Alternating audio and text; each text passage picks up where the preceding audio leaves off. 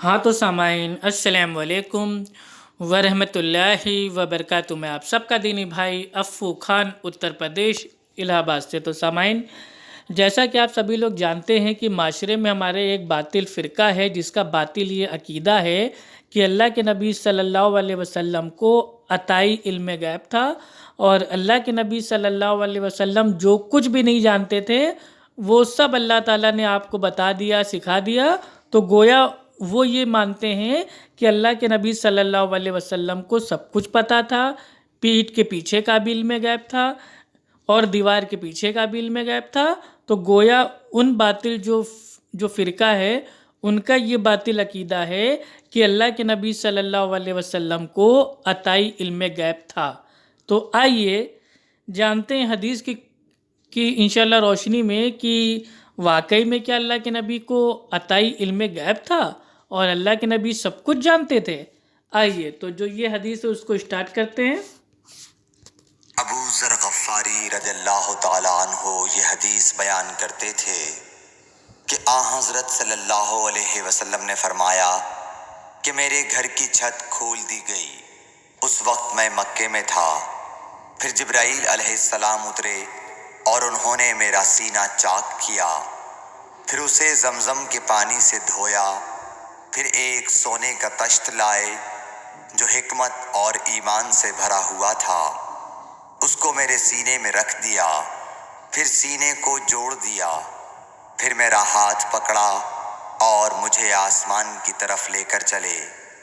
जब मैं पहले आसमान पर पहुंचा तो जिब्राईल अलैहिस्सलाम ने आसमान के दारोगा से कहा, खोलो। उसने पूछा, आप कौन हैं? जवाब दिया कि जिब्राईल। फिर उन्होंने पूछा, क्या आपके साथ कोई और भी है? जवाब दिया, हाँ, मेरे साथ मोहम्मद सल्लल्लाहु अलैहि वसल्लम है। उन्होंने पूछा कि क्या इनके बुलाने के लिए आपको भेजा गया था? कहा, जी हाँ। फिर जब उन्होंने दरवाज़ा खोला तो हम पहले आसमान पर चढ़ गए।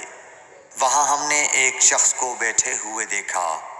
उनके दाहिनी तरफ कुछ लोगों के झुंड थे और कुछ झुंड बाएं तरफ थे। जब वो अपनी दाहिनी तरफ देखते तो मुस्कुराते और जब बाएं तरफ नज़र करते तो रोते।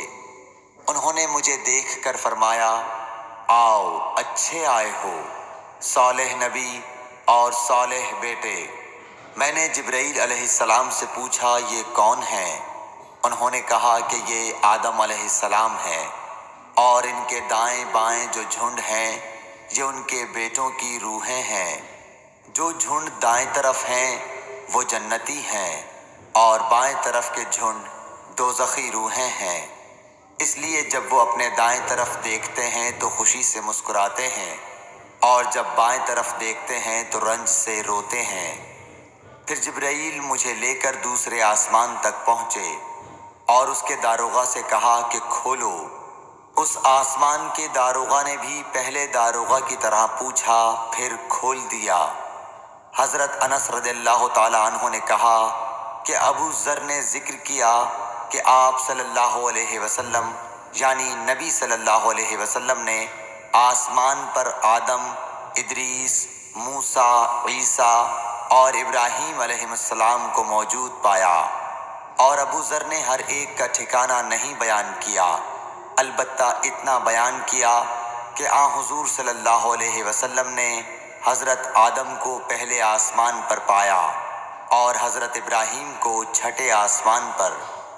अनस ने बयान किया कि जब जिब्राईल अलैहिस्सलाम नबी करीम सल्लल्लाहु अलैहि वसल्लम के साथ इदरीस अलैहिस्सलाम पर गुजरे तो उन्होंने फरमाया कि आओ, अच्छे आए हो, सालेह नबी और सालेह भाई। मैंने पूछा, ये कौन हैं? जवाब दिया कि ये इदरीस अलैहिस्सलाम। फिर मूसा अलैहिस्सलाम तक पहुंचा। उन्होंने फरमाया, आओ, अच्छे आए हो, सालेह नबी और सालेह भाई। मैंने पूछा, ये कौन हैं? जिब्राईल ने बताया कि ये मूसा हैं। फिर मैं ईसा अलैहिस्सलाम तक पहुंचा। उन्होंने कहा, आओ, अच्छे आए हो, सालेह नबी और सालेह भाई। मैंने पूछा, ये कौन हैं? جبرائیل علیہ السلام نے بتایا کہ یہ عیسیٰ ہیں۔ پھر میں ابراہیم علیہ السلام تک پہنچا، انہوں نے فرمایا آؤ، اچھے آئے ہو، صالح نبی اور صالح بیٹے۔ میں نے پوچھا یہ کون ہیں؟ جبرائیل علیہ السلام نے بتایا کہ یہ حضرت ابراہیم علیہ السلام ہیں۔ ابن شہاب نے کہا کہ مجھے ابو بکر بن حزم نے خبر دی کہ عبداللہ بن عباس اور ابو حبا الانصاری رضی اللہ عنہم کہا کرتے تھے کہ نبی کریم صلی اللہ علیہ وسلم نے فرمایا، پھر مجھے جبرائیل لے کر چڑھے۔ اب میں اس بلند مقام تک پہنچ گیا جہاں میں نے قلم کی آواز سنی، جو لکھنے والے فرشتوں کے قلموں کی آواز تھی۔ ابن حزم نے اپنے شیخ سے اور انس بن مالک نے ابو ذر سے نقل کیا کہ نبی کریم صلی اللہ علیہ وسلم نے فرمایا، پس اللہ تعالیٰ نے میری امت پر 50 وقت کی نمازیں فرض کیں۔ میں یہ حکم لے کر واپس لوٹا۔ جب موسیٰ علیہ السلام تک پہنچا تو انہوں نے پوچھا کہ آپ کی امت پر اللہ نے کیا فرض کیا ہے؟ میں نے کہا کہ 50 وقت کی نمازیں فرض کی ہیں۔ انہوں نے فرمایا آپ واپس اپنے رب کی بارگاہ میں جائیے، کیونکہ آپ کی امت اتنی نمازوں کو ادا کرنے کی طاقت نہیں رکھتی ہے۔ میں واپس بارگاہ رب العزت میں گیا تو اللہ نے اس میں سے ایک حصہ کم کر دیا۔ پھر موسیٰ علیہ السلام کے پاس آیا اور کہا کہ ایک حصہ کم کر دیا گیا ہے۔ انہوں نے کہا کہ دوبارہ جائیے، کیونکہ آپ کی امت میں اس کی برداشت کی بھی طاقت نہیں ہے۔ پھر میں بارگاہ رب العزت میں حاضر ہوا، پھر ایک حصہ کم ہوا۔ جب موسیٰ کے پاس پہنچا تو انہوں نے فرمایا کہ اپنے رب کی بارگاہ میں پھر جائیے، کیونکہ آپ کی امت اس کو بھی برداشت نہ کر سکے گی۔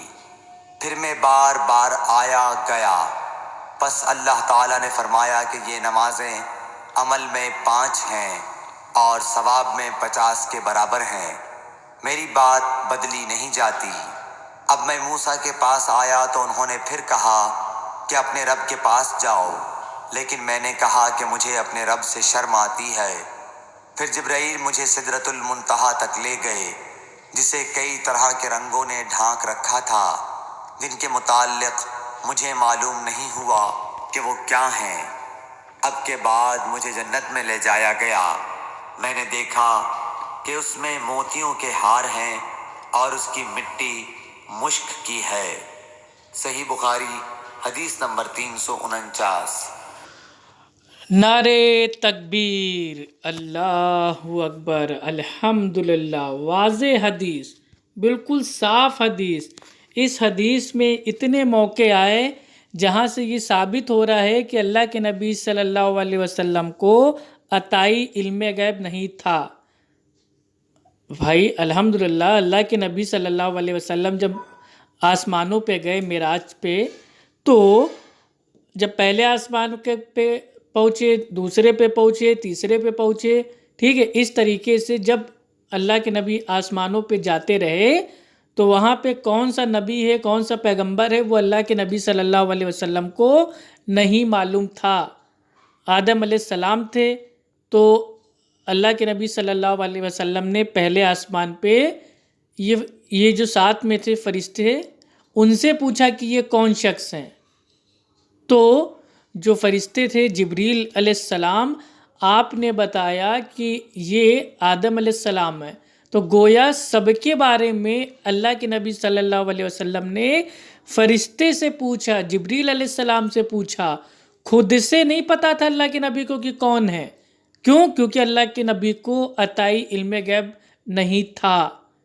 اس پوری حدیث کو آپ الحمدللہ اس کو سنیں گے، پڑھیں گے، سمجھیں گے، غور و فکر کریں گے تو واضح ہو جائے گا کہ الحمدللہ اس حدیث سے عطائی علم غیب کے باطل جو عقیدہ ہے اس کا رد ہو گیا ہے۔ کیوں؟ کیونکہ اگر اللہ کے نبی صلی اللہ علیہ وسلم کو عطائی علم غیب ہوتا اور اللہ کے نبی سب کچھ جانتے ہوتے، پیٹھ پیچھے کا بھی علم غیب ہوتا اور دیوار کے پیچھے کا بھی علم غیب ہوتا، تو پہلے آسمان پہ کون ہے، دوسرے پہ کون ہے، تیسرے پہ کون ہے، فلاں فلاں فلاں، اس طریقے سے سارے آسمانوں پہ کون ہے اللہ کے نبی کو پہلے سے ہی پتہ ہوتا۔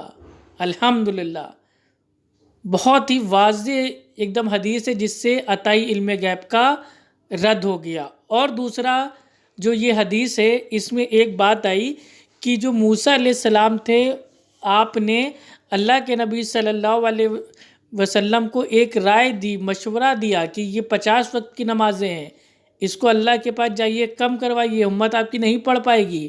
تو بعض جو ہمارے جو باطل لوگ ہیں وہ یہ کہتے ہیں کہ دیکھو بنا وسیلے کے تو نماز کم نہیں ہو پائی، تو موسیٰ علیہ السلام کے وسیلے سے نماز کم ہوئی۔